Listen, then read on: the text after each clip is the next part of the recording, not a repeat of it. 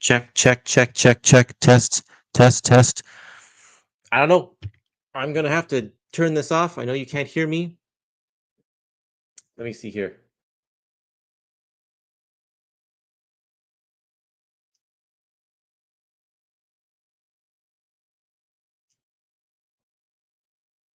Oh, hold on. You can hear me now? It worked? Are you sure?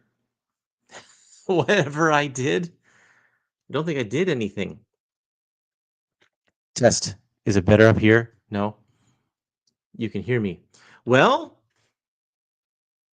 it worked. Everybody's saying you can hear me now. That was weird. Well, the very first 4 minutes of this live stream are going to be very boring for people who are watching this in the first in the future. I was saying that I just finished watching a couple of episodes of Loki. I watched the end of the first season. I've seen this before, but my son and I are going through all of the Marvel shows and movies, and we're watching them in order. We're trying to. It's hard to place Loki in order because it's outside of time, so there's no really good place to place it. So we just watched it right after Endgame, and then we'll move into phase 3 after that. But anyway, you are here to watch me open some books, so that's what I'm going to do. This is a DC Finest in this one right here, and it's the one that's coming out tomorrow. I get them from Indigo, and Indigo ships them out a little early.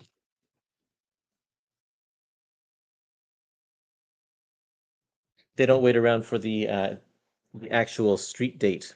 As soon as you get them in, if you pre-order it, you get them in pretty quick. This is Peacemaker. Now, I've been really looking forward to Peacemaker because I don't know really anything about this character. I never watched Suicide Squad, and I haven't seen the TV show, and I have never read Peacemaker in any single comic. Never, ever have I read any Peacemaker. So this is 100% new material for me. I don't know anything about it except that it's a character that was bought. Is it one of the Charlton characters? I can't remember, but it was one of the characters that didn't start off at DC. Am I right about that? Someone tell me. It started. What's the first issue? The first story is the Fighting Five, number 40. Does that say it on the back here? Fighting Five, 40 and 41, 1967's Peacemaker 1 to 5, 1989's Peacemaker 1 to 4, plus excerpts from Checkmate 16 through 26 and 28 and 32 and 33, Suicide Squad 2730, Vigilante 36 to 38 and 41 to 43, and Showcase 6 to 11 and Eclipse 11 to 13. That's a lot of clips. That's a lot of like partial issues in there. Most of it seems to be partial issues. I'm guessing that they pull out the relevant parts. So this is going to be very interesting, especially because it spans such a large area. You can see on the back here, there's a couple years, 66 and 67. I assume that's the non-DC stuff, Charlton. And then in 1986 is when DC buys all the Charlton characters, and that's when he gets a renewed life. But he's never in his own book, except for the 4-issue miniseries. So it's just kind of odds and ends. And then you skip 1992 and you jump over to 1993. Uh, yeah, yeah, Charlton action hero. Nothing like the TV series. Okay, the Peacemaker show is brilliant. Kind of sad. Gunn apparently retconned the Justice League scene. Don't know what that means because I haven't seen that, but I'll take your word from it. All of the Watchmen characters were based on Charlton characters. The comedian was based on Peacemaker. Okay, that's interesting. I did not know that. But I have seen Watchmen and I've read the comic a couple of times. Only Peacemaker I've read was the appearances in the Inferior 5 reboot that got canceled halfway through. That's too bad. What other hodgepodge DC Finest book do you think there will be? Well, Harley Quinn is kind of a hodgepodge book, that first volume at least. It has the last few Last few the last few issues in that book are her ongoing series, but before that, it's kind of wherever it's partial issues from Batman stories and stuff. Um, okay, who's the artist for the early years? Let's find out. The early years in Fighting Five, writer Joe Gill, artist Pat Boyette. He does those ones. It looks like Pat Boyette does the 4 issue miniseries too. So Pat Boyette and Joe Gill do all of the classic the vintage Peacemaker stuff. Oh yeah, here you go. Comic Binge says stoked for our show tomorrow. This is a plug for the Comic Binge. I'm going to be on his show tomorrow night at about 8 o'clock my time Pacific to talk about the Fantastic Four. We're going to talk about Tom DeFalco's Fantastic Four, which is my personal favorite run of FF. And if you want to hear what we have to talk about, then you want to tune into the Comic Binge YouTube show tomorrow evening. That's Tuesday night. The No Man's Land content in Harley actually reads okay, makes me feel better about how Batgirl, Azrael, Huntress, etc. can be done. Yeah, so it actually reads really well. I was when I read that, I was like, this is actually a perfect reading experience. They cut out everything except for the Joker and Harley related content, and it's really good. Um, on the DC Finest books, how thick is the paper? Is it like tissue paper? Um, Tissue paper, you mean in terms of like flimsiness, tearability? Because tissue paper is actually it's a lot. Tissue paper is actually thicker, big, bulkier than this. It's pretty standard paper for trade paperbacks these days. When you have a 600-page book, you don't want to have very thick paper because it's going to make it super fat. So if you have ever touched an Epic collection, it's the same paper. It's not as thick as printer paper, but it's not ultra thin either. It's kind of in the middle there. It's durable. I've read all of the DC Finest that have come out so far, and I've never torn a page, so I think you'll be okay, unless you are a very violent comic book reader. Okay, so here's a look at some of this artwork here for Peacemaker. This is the 4 issue miniseries by Pat Boyette.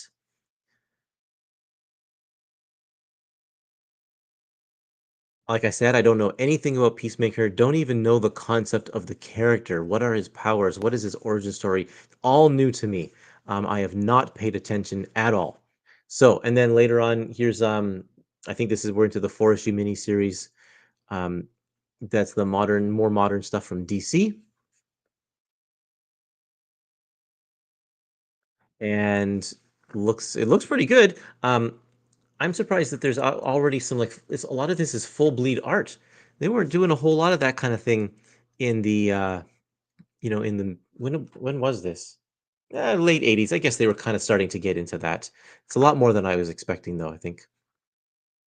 Um, but boy, it looks fun. There's Vigilante. There's a Vigilante issue in the Teen Titans, the new Teen Titans book. So it looks like we're going to get a good dose of Vigilante through the DC Finest, even though he doesn't have his own collection. In fact, that's the origin of Vigilante is in that Teen Titans book. Checkmate looks like it's a big story there. Checkmate, of course, we know from the Suicide Squad book that just came out, so I'll be interested. There's Bronze Tiger, so we have some Suicide Squad action here. I'll be interested to see those characters after having just read most of the Suicide Squad book. I'm not all the way through that one quite yet. Anyway, this looks pretty good. I'm excited. Any fans? What are your opinions on Peacemaker? Who likes the comic book Peacemaker? I'm not talking about the movie, not talking about the show. Tell me, who likes Peacemaker? None of the Charlton heroes had superpowers except Captain Atom. Really? That's amazing. Was Blue Beetle a Charlton character? He has powers, but I mean he's got an amulet or something, right? Um, Peacemaker fights in the name of peace no matter the cost. Is that his motto? That's great. Love that old Charlton stuff. Do you really want to taste it? No, no, thank you. It's crazy. We're getting sci-fi stories and horror soon. Cannot wait. Yeah, I'm loving it. Those new announcements from DC Finest where they talk about the more of the genre comics. Like there's a war volume, there's a horror volume, and to go along with the science fiction volume that we already know about. Very, very cool. This DC Finest collection will surprise people. I'm all for it. Owlman was based on Blue Beetle, really? Okay. Peacemaker Tries Hard is a one volume collected edition to read, courtesy if you enjoy this DC Finest collection. Okay, thank you. That's great. So none of them had powers, but they all have some sort of gimmick thing. I mean, Blue Beetle had powers as much as Iron Man has powers, right?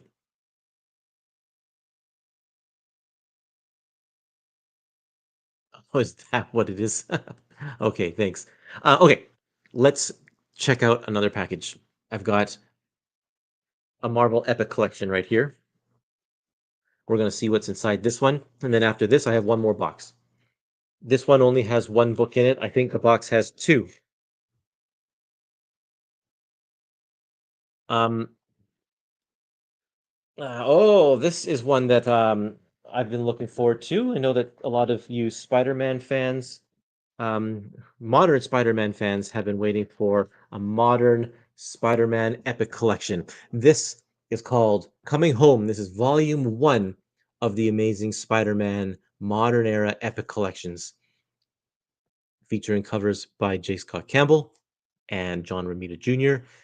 Interior art from John Romita Jr. This is the J. Michael Straczynski era.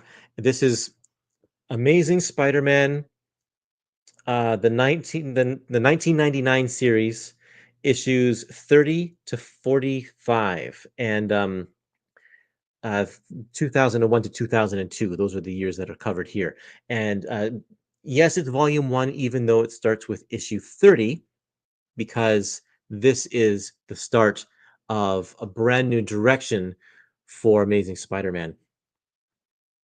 Uh, we are, let me see here. We've always wondered where the cutoff point was for Spider-Man, and a lot of us thought, well, it would make sense to go through the end of the first volume, of course, 400 and whatever that is, and then what happens after that. Well, we now know that the Clone Saga and everything after that, plus the Volume 2 era, the beginning of the Volume 2 era, the Howard Mackie and John Byrne stuff, that's all going to be considered classic Spider-Man, and that goes right up to issue 29, and then issue 30 here. When J. Michael Straczynski comes on board, the whole tone of the book changes. Everything everything is different. The way that stories are told changes, and that signifies the modern era for Marvel, and that's where this volume starts here. So, um, Aaron says, my favorite Spider-Man run of all time. It is a good one. I really like this. When I was buying this off the stands, and it had me on the edge of my seat for this early stuff. So, and don't think I've read it since it came out in 2001. So I'm very excited to go back to read this here. Never read that era. Is it good in your opinion? Yes, I think it's very good. Up until I think yeah, like many people, Sins Past, I think that's what it's called. Sins Past, that story was terrible, and I stopped collecting Spider-Man for a good long time after that. So, but this this is the good stuff. I really like it. When is it modern? Well, when did they first start writing for the trade? And that's exactly it. That is the reason here. That's when this book started writing for the trade, and it had and everybody loved it. It was a completely different. Well, not everybody loved it, but it had made a big splash. It was very popular. I really like John Romita's art in this book. I can sometimes I love his work, and sometimes it's not as great. Um, yeah, I think he needs the right inker, especially, and the right colorist makes a big difference in his work here. So Scott Hanna is his inker, and I really like it. So this is a new character here, Ezekiel, and it kind of doesn't. And Morlun is the villain, and it kind of has it rewrites a lot of, not rewrites, but it kind of puts a new spin and a new dimension on the whole idea of Spider-Man and how he got his powers and such. Somebody was asking if the 9/11 issue is in here because that happened right in the middle of the first story arc, I believe. Um, let's see if it's in here. Yes, when the Twin Towers fell, um, a lot of the comic book companies did something as a to be a tribute, and this was the issue. They did an all black cover and did a tribute cover paying tribute to the people who fell during that tragedy, and also thanking the all of the first responders and people who helped out during that time. It was a really nice issue. It interrupted the story, and they're putting it in like the Spider-Man Deadpool book. They put the out of continuity stories at the back. This one they just left it right in the middle of the story, so you get to read it as it was originally published. Um, there's no spoilers in here, so I don't particularly want to just kind of randomly flip through here. But yeah, yeah, I like this stuff here. JR needs good inks, good colors, and plenty of time. That's right. Yes. JR art will never sit in my collection. Really? You're gonna not get all of the Claremont X-Men run in Epic Collection? You're gonna stop? I find that hard to believe.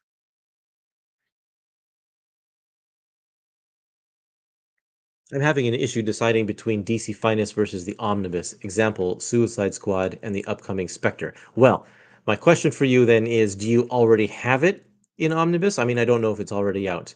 But if it's already out, do you already own it in Omnibus? Because really, I don't think that you need to buy it again. Like, save your money for something you don't have. Um, Romita's storytelling is always on mark, and I totally agree with that. Even when it doesn't look its greatest, he is actually a really good storyteller. The panel flow, the way he arranges his compositions, the way he tells his stories, I think he's really really good at storytelling, even if you don't particularly like his visual style. Okay, you don't have the omnibuses, then in that case, man, that's up to you. I don't like omnis myself. I just think that they're just too big. Um, Phil, I would not call this guy lazy. It's not a lazy style whatsoever. It may be, yes, it's blocky. Absolutely, I agree. I do not call that lazy. He does still put a lot of attention and work into all of his artwork. Definitely not a lazy guy. Would you want a single line of Fourth World DC Finest or a separate line for each character? I'm asking because there isn't a lot of material per character. Well, for ones like Superman's pal Jimmy Olsen. Would I rather have like a whole Jimmy Olsen um th- um DC Finest. I don't know if I want an actual Jimmy Olsen DC Finest, but if there is a Jimmy Olsen DC Finest, I would want it to have those issues in there. Um as for the rest of them, yeah, I like the Forever People and whatever. I think that story works better when it's read all in one rather than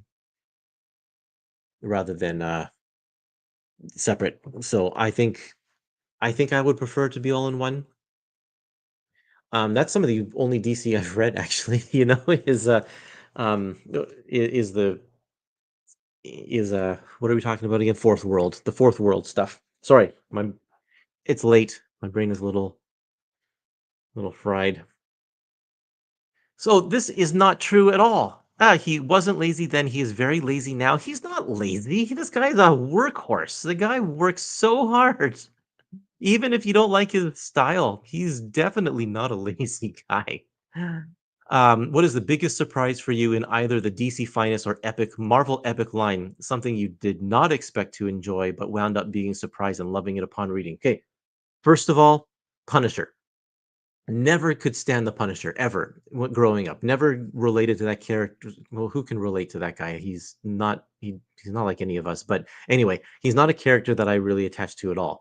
Reading the Epic collections, holy cow, that guy's great. The Euro trip, is that one of the Euro Hit? The Euro Hit story in the Capital Punishment volume is so amazing, and that was the first thing I read. It was mind blowing, and then I went to the older volumes, Circle of Blood and stuff like that with Mike Baron. Like that stuff is really really good.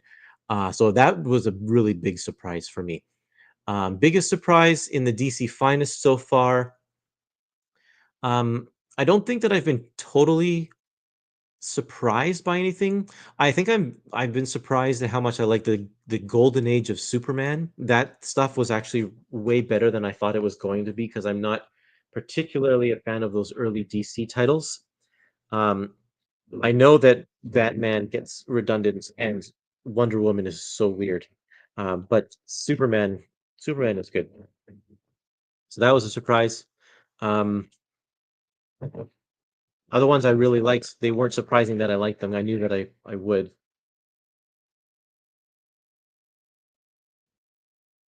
Okay, let's see what's in this box. There are, whoops, there are two books here. I've got a classic and I've got a modern. Let's just get modern out of the way.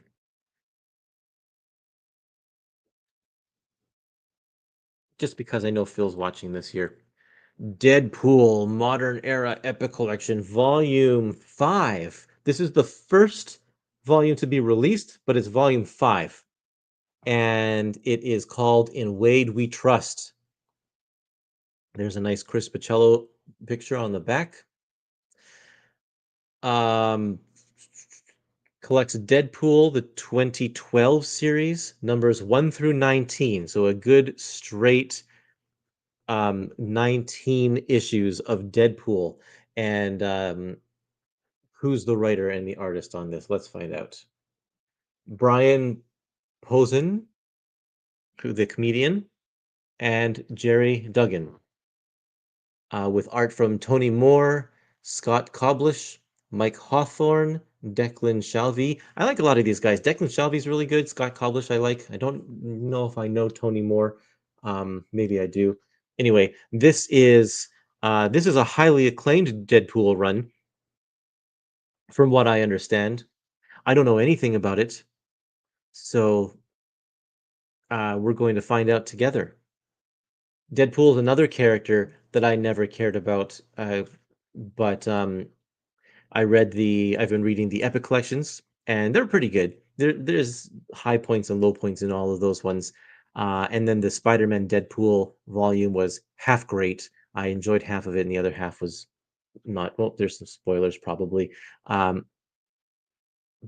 but I don't know. I do like the fun characters, and I really enjoyed the last movie that came out with Wolverine. So we'll have to see. Um, is this a reskin of Tony Moore worked on the first arc of Walking Dead? Yeah, that's right. And I love that arc. His artwork is great on that. That's why I recognize his name. Okay. Um, is this a reskin of an old collection or is it new? As far as I know, this is the first time that this run has been collected in the thick trade. So this is a new collection. It's kind of compiled some of the thin collections together. Um, it is so they are skipping over the Daniel Way run at first, which will be the first 4 volumes. That's right. And the first volume of that is actually scheduled for, I think, January of 2026. So they're going to loop back. 100 Hachette hardcovers of Deadpool covering up to. You have 100 Hachette hardcovers of Deadpool? That is unreal. Wow. Um,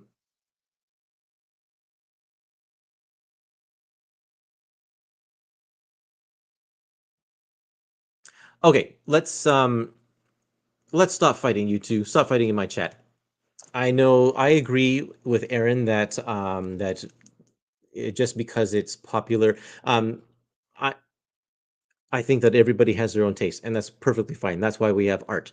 But we don't need to malign any artists for it, uh, and we don't need to malign any other people for their own opinions. That's let's just call it as it is. Everyone has their own tastes. Um, I'm not going to be down on you at all if you are the biggest Deadpool fan, even if I am not. But I am going to read this, and I am probably going to enjoy a lot of it because I like enjoying things. So I try to see the good stuff in all of this stuff, including this rhinoceros putting his horn right through Deadpool's torso and all his guts coming out. I think that's going to be a very fun book to read. Uh, explicit parental advisory warning on this one. Okay, last one. We're going to talk about the Avengers.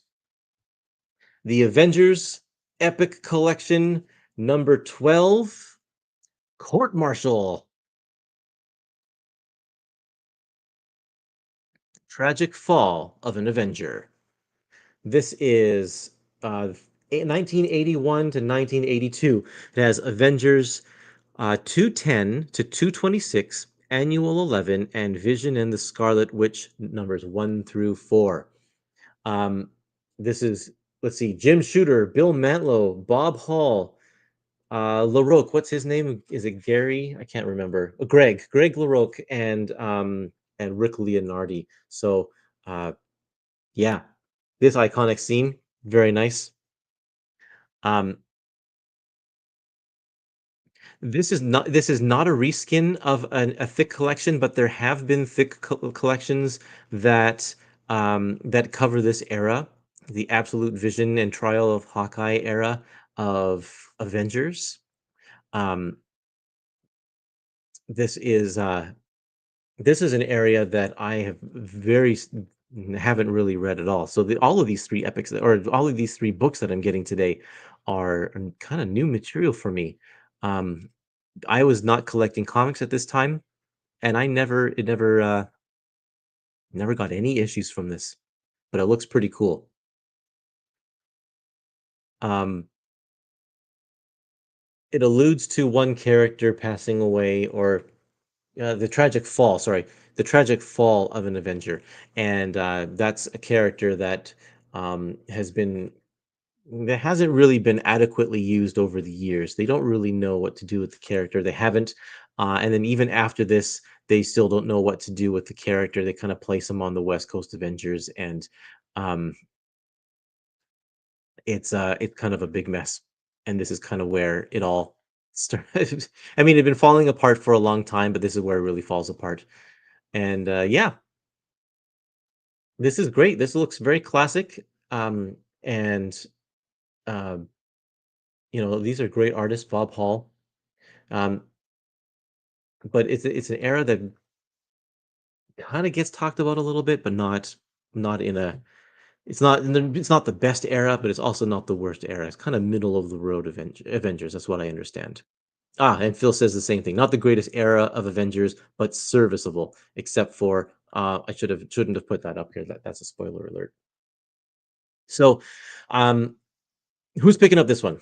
Who's picking? Oh, look at this. The Avengers. They got the in there to be era appropriate for the logo. They hadn't put this very specific logo on the other volumes, as far as I remember.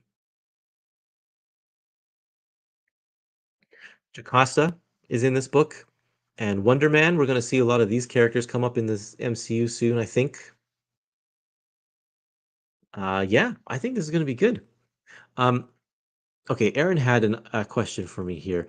Uh, Curtis, do you think we'll get a Brand New Day era in epic format now that the fourth Spidey movie is called Brand New Day? Did you get that announcement? It just happened like a couple hours ago. New Spider-Man movie is called Spider-Man Brand New Day and is coming out next summer, 2026. No, yes, 2026. Well, we already have a Brand New Day. Um, uh, is it Brand New Day? Epic Collection coming out. Not one that's called Brand New Day, but it's from the Brand New Day era. So I'm going to guess that, yes, absolutely, we will get the first volume of that era that's probably going to be called Brand New Day.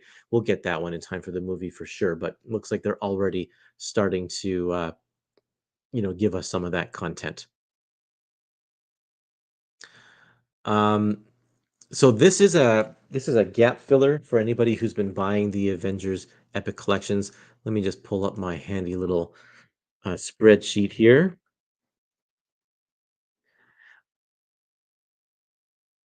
Volume 13.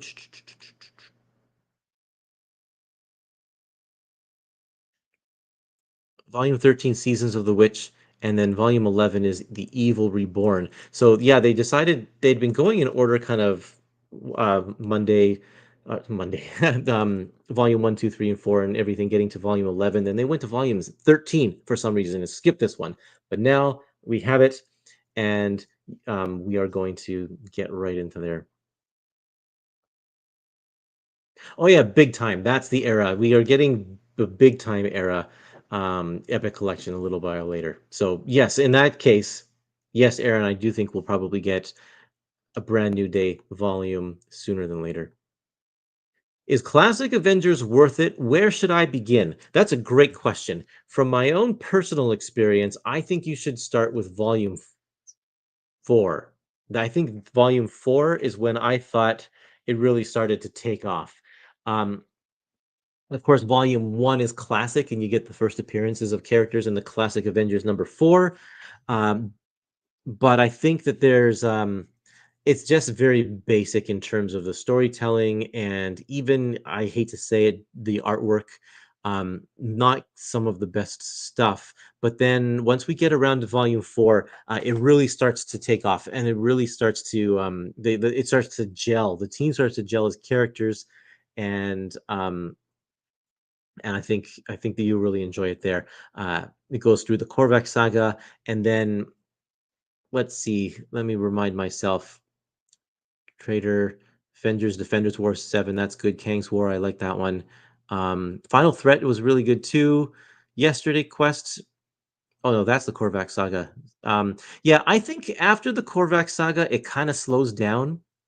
Volume 11, and then you can get into volume 16 with Under Siege. And if you want some really good Avengers, that's where you should start is volume 16 and go from 16, 17, and then 18 and 19, and then it starts to slow down a little bit. Although no, the collections, yeah, it's pretty solid through volumes 23.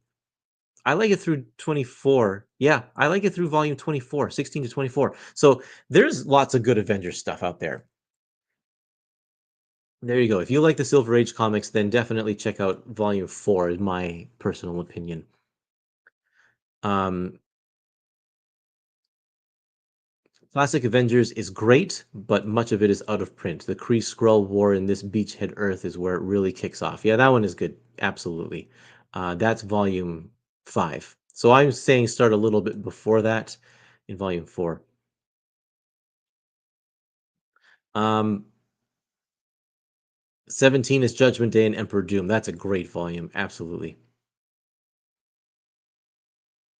Has Marvel printed any of their romance or war books? No, well, I mean, I shouldn't say no completely. It depends on how far back in you want to go, because there have been collections of the war, some of the war stuff, like Sergeant Fury has been in Masterworks, a couple of volumes in Masterworks, and I think he got one volume of Essentials.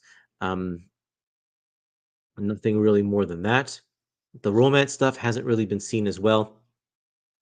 If you want some golden age romance and war books from Marvel back when they were called Atlas, I suggest you check out Fantagraphics Atlas Comics series. Um, because they have the license from Marvel to reprint the Golden Age stuff, and they're doing a great job. You get lots of romance stuff like Venus. That romance book is there, and they have a whole volume of old war comics. So that's where you got to go. Will we ever see the more modern, like Silver Age or Bronze Age war and romance books come, and even Western? Will they come out?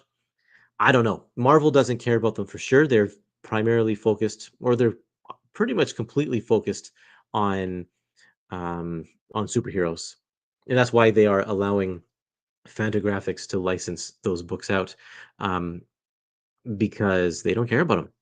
They just don't.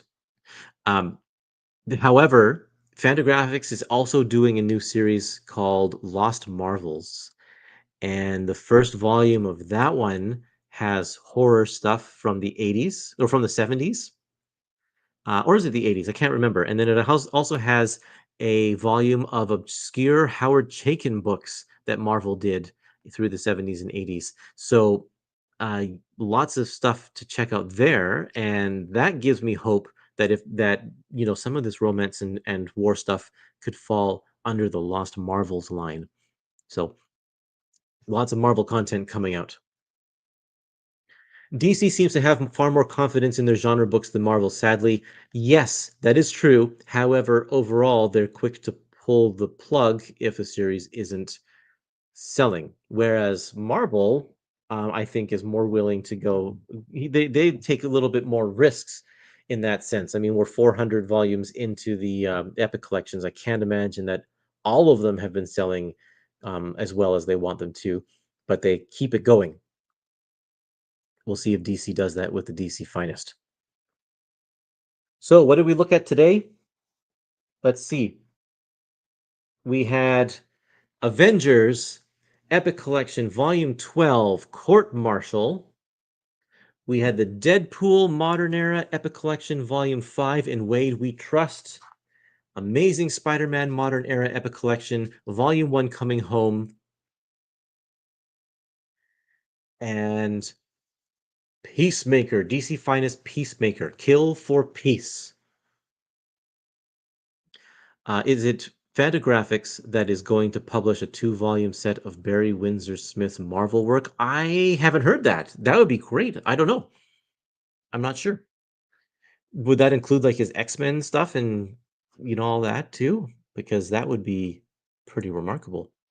There are your spines, people, for this roundup of great books here. Spider-Man is coming out the last week of April. Peacemaker is out this week in stores, and then these two books here are coming out the first week of May. Looks like I got a little scratch. Oh no, it's just a little bit of dust. Okay, that's it for tonight. I thank you everybody for watching and hanging out with me this evening. I think that wow, I think it's everything but Weapon X. That's amazing. I think you'll have a lot of fun with these books. I'm going to have a lot of fun with these books. I'm excited to read all of them, and boy, we are in such a great shape here with these two lines pumping out so many books on a regular basis. It is absolutely fantastic. I hope you're enjoying it too. Thanks, everybody. Hit the like button. Have a good sleep, and I'll see you in the morning on my Facebook group. Check out Epic Collections on Facebook, and yeah, I'll see you there. Bye, everybody.